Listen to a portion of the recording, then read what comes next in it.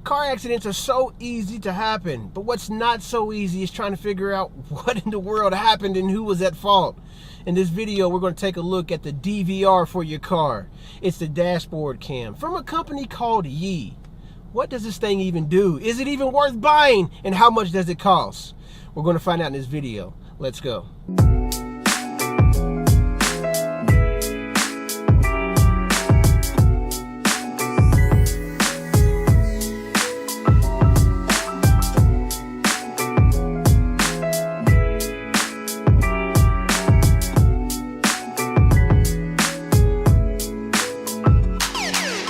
Inside the cardboard doors, you'll find one dash cam unit, one mounting bracket, a cigarette lighter adapter with an 11.5-foot micro USB charging cable, and a user manual. So on the front of the camera, you have this 165-degree ultra-wide lens with a 1.8 aperture. On the back is a 2.7-inch color LCD screen.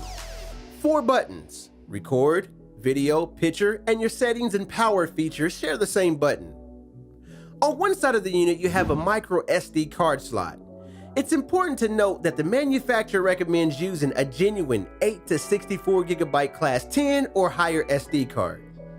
On the other side, you have your micro USB charging port and a factory reset button.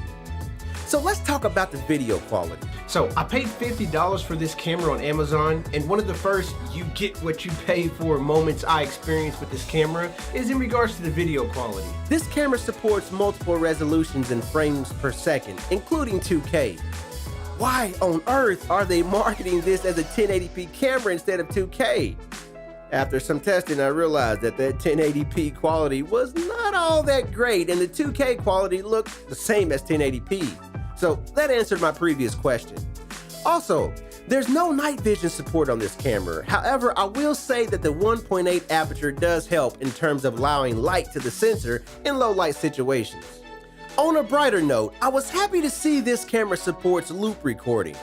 In other words, if you fill up the free space on the SD card, the camera will continue to record. However, it will overwrite the oldest video.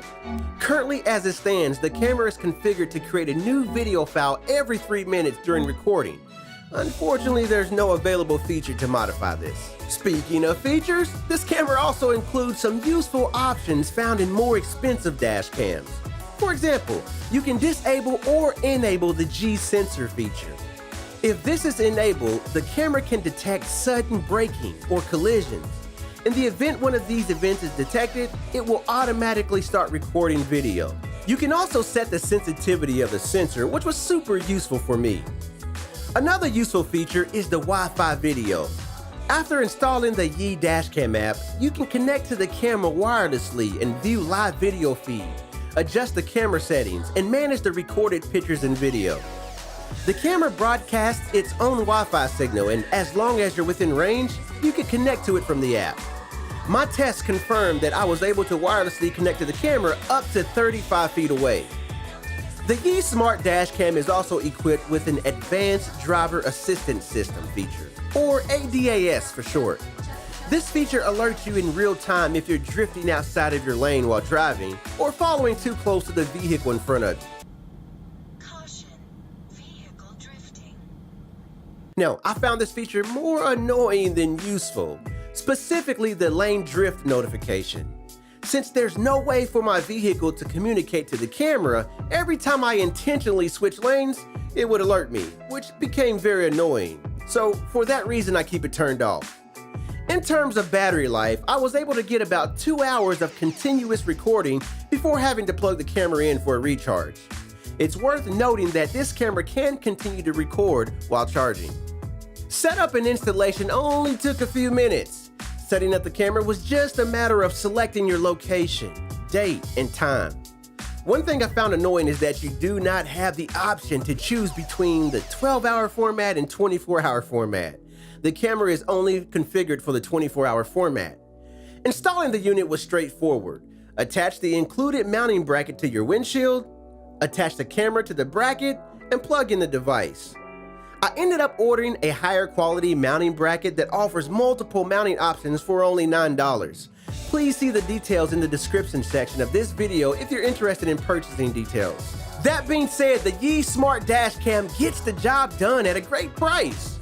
Now, if having a dash cam with the best video quality interests you, then I would recommend you look elsewhere. However, if the quality you've seen in this video meets your standard, then this will likely be a great deal for you. Don't forget to hit that thumbs up button and subscribe if you're not already subscribed. That being said, I'll see you all in the next video. Sound you later.